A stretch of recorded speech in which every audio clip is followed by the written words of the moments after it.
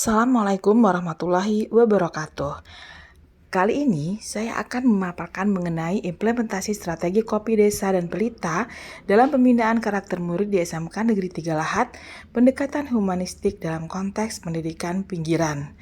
Dalam hal ini, saya akan mengajak kita semua untuk melihat bagaimana SMK Negeri 3 Lahat yang berlokasi di perbatasan Sumsel dan Bengkulu, jauh dari kota, akses jalan masuk menuju sekolah melalui sawah desa, dengan akses internet tidak lancar dan listrik yang sering mati, menghadapi berbagai situasi dan tantangan yang membuat sekolah menengah kejuruan ini berusaha untuk berbuat lebih baik sehingga mutu sekolah semakin meningkat.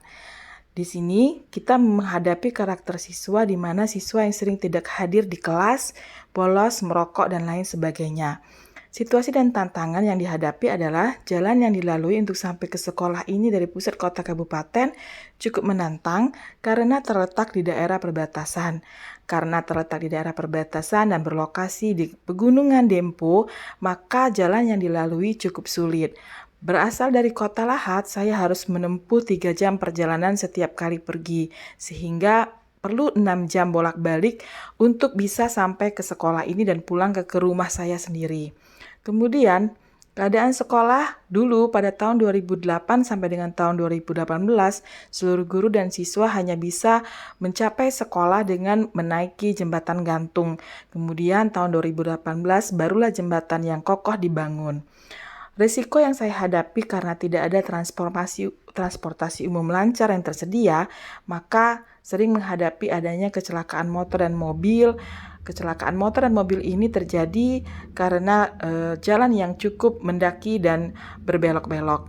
Kemudian tantangan yang dihadapi lainnya adalah input siswa yang rendah, kompetensi sumber daya manusia yang rendah, SAPRAS yang terbatas, dengan akses jalan transportasi, listrik, internet yang terbatas. Kemudian SAPRAS ruang praktek sekolah siswa juga terbatas dan lokasinya jauh dari dunia usaha dan dunia industri.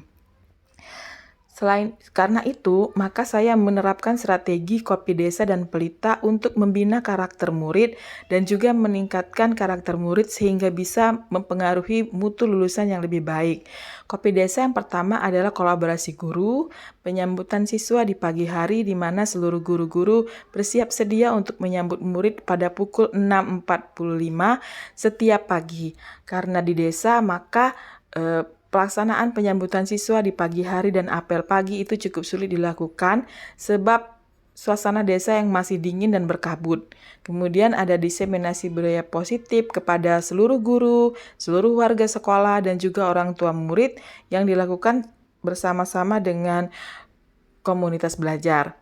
Selanjutnya adalah sekolah anti perundungan di mana ada gerakan Stop Bullying yang mengajak seluruh warga sekolah dan seluruh warga masyarakat termasuk kepala desa, Babinsa, dan juga Polsek Kecamatan Tanjung Sakti Bumi untuk bersama-sama melaksanakan Stop Bullying. Selanjutnya ada Pelita, yaitu strategi pelaksanaan 5R di mana murid diajak untuk menerapkan budaya industri yang berasal dari PT Daihatsu untuk menerapkan 5R, yaitu rajin, rapi, resik, dan kemudian yang kedua adalah tertib menaati tanda.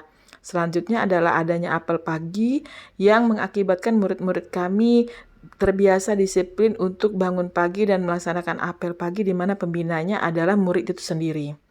Refleksi yang dilakukan menggunakan model 4F di mana diperhatikan adanya perubahan karakter murid, adanya budaya industri di sekolah di mana murid mulai paham perlunya memilah dan menggunakan barang sesuai SOP, mematuhi tanda dan rambu, berjalan sesuai tempatnya, disiplin datang dan pulang sekolah serta mengikuti apel pagi dan sore. Dukungan warga sekolah di mana wali murid, pihak komite dan warga desa sangat mendukung program ini. Kemudian adanya prestasi-prestasi yang diraih oleh murid-murid kami, baik dalam hal kedisiplinan, perubahan karakter, dan hal lainnya. Di sini dilihat bahwa sekolah kami sudah menerapkan kawasan bebas rokok sejak tahun 2024, di mana seluruh guru dan seluruh murid termasuk juga para tamu yang datang ke sekolah itu diajak untuk tidak merokok di lingkungan sekolah. Kemudian di sini diperhatikan bahwa adanya pengembangan minat dan bakat murid, mulai dari bagaimana murid melestarikan tari Siwar khas Tanjung Sakti, di mana tari ini menandai keberanian rakyat Tanjung Sakti melawan penjajah. Ini memperlihatkan bahwa ada pembinaan minat dan karakter murid, termasuk juga pengembangan karakter di dalam ekstrakurikuler tari. Pelaksanaan pembinaan karakter murid ini dilakukan oleh seluruh guru dan disertai dengan dukungan dari seluruh wali murid, di mana dalam pertemuan orang tua murid dan guru sebanyak 1 kali dalam 1 bulan itu terjadi secara rutin, di mana wali murid menerima laporan rapot bulanan, bukan hanya sekedar berita akademis saja atau memperhatikan nilai akademis saja, tapi juga memperhatikan soft skill murid yang mulai berkembang, kesehatan murid, laporan kesehatan murid, dan juga bagaimana murid menghadapi kesulitannya sehari-hari. Dalam hal ini kami juga mengajak guru-guru untuk menerapkan budaya restitusi dan lainnya, sehingga rapot pendidikan dari mulai tahun 2022, 2023 sampai dengan 2025 itu mengalami peningkatan baik dari segi karakter murid maupun dalam hal literasi dan numerasi, termasuk juga tahun 2025 Tracer Study sudah mulai hijau semua, yang memperlihatkan adanya keterserapan murid di dalam industri, sehingga beberapa murid kami menerima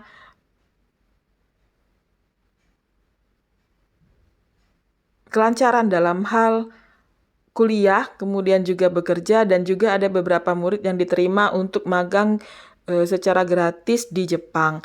Nah, hal ini memperlihatkan bahwa adanya peningkatan mutu lulusan karena adanya pelaksanaan strategi pelita, yaitu penerapan budaya industri di dalam sekolah kami, sehingga murid-murid lebih mudah terserap di industri karena sudah memiliki soft skill yang sesuai dengan industri yang ada, sehingga bisa diserap oleh industri dengan cepat.